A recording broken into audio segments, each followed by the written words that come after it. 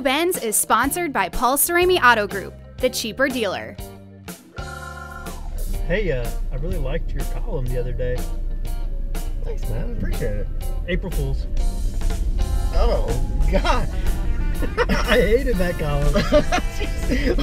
All right. Yeah. April Fools. April Fools is April 1st. It's coming up soon. A lot of great pranks in sports history. Some good ones. Like the one you just got me on. That was really, really well done. Oh, check this out, we're driving up towards Union Station. And what are we driving up towards in? Well, we're driving in a Paul Cerami Ford Edge. Paul Cerami Auto Group. I love those guys and girls at Paul Cerami. You can get this car, this very car, this amazing Ford Edge, man. $389 a month if you lease it.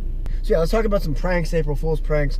There's been some famous ones in sports. Remember George Plimpton, the writer? I think it was 1985. He wrote the piece in Sports Illustrated. The New York Mets have a new prospect, Sid Finch. And he can throw. See, this would have gotten me. I would have been on it when he goes. He can throw 167 miles per hour. That would have gotten me. But they wrote this article in Sports Illustrated. Really wondered why he wasn't in the baseball prospectus. Yeah, no one had heard of him. Where'd he come from? Yeah. And then the idea was that he was this crazy smart guy who figured it out, figured out the art of the pitch. Yeah. Anyway, of course, it was a joke, and all the Mets fans were mad.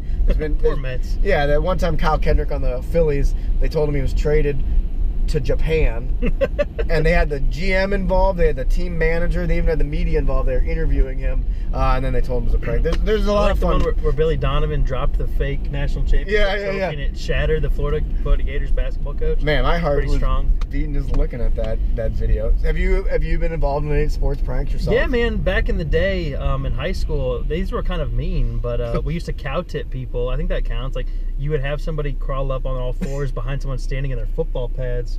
So you're kind of like a crab. You can't move around very much, but you would push that person over the person who was on all fours. Oh. And the thing about it, in football pads, you usually landed on your back flat, and it knocked all the air out of you.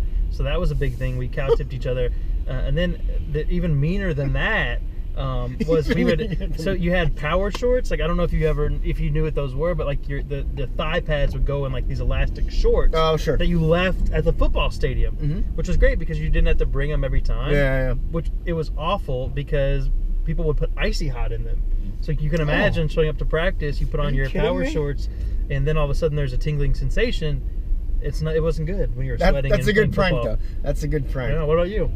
Oh yeah, I'm a big prankster. Man, I used to cover the Denver Nuggets, and the broadcaster was this great guy, but he was very sure of himself and confident on camera, and he always asked the first couple questions in the news conference.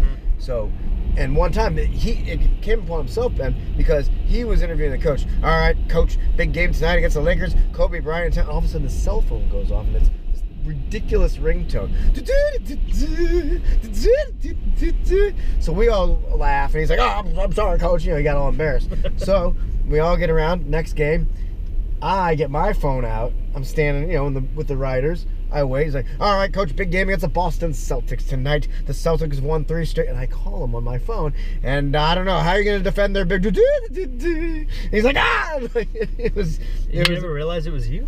No, that was the thing. Good. Thank you for that. I assumed he would think it was me because I called him. Yeah. He comes back to the group and goes, "Man, they got me good."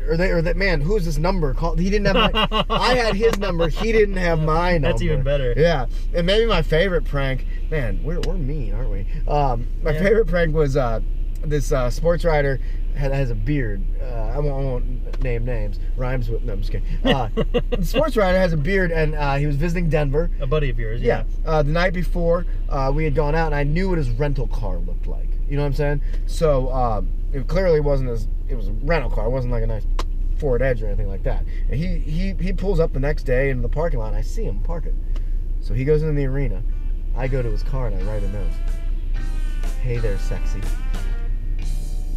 I really like guys in beards. I know this is weird." And I pretended I was a woman writing a note.